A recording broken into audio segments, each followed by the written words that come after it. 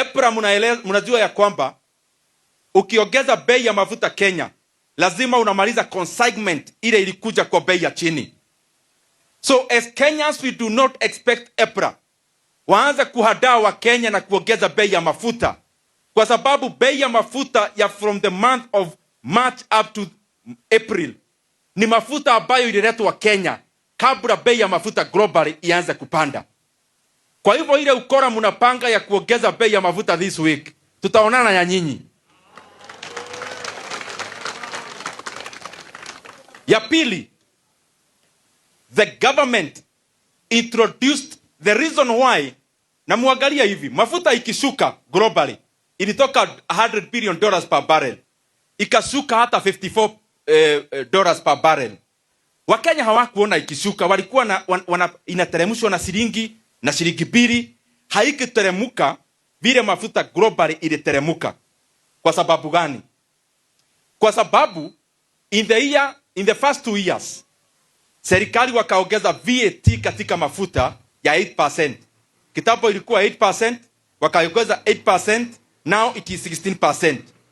Alafu in the year 2024, immediately after the protests, serikali wenyewe wakaongeza fuel levy ya shilingi 7. Walitime vile mafuta ilikuwa inashuka, wakaongeza shilingi 7. Sasa nataka niwaeleze my friends, sasa mafuta haishuki tena, inapanda. Hiyo shilingi 7 mliongeza ya fuel levy na VAT, a time has come, you must remove it, kwa sababu you cannot transfer the rise in prices entirely to consumers. Vile mlisukisha mafuta na shilingi 1 kama peremende, vile ilikuwa inashuka zaidi katika global market prices.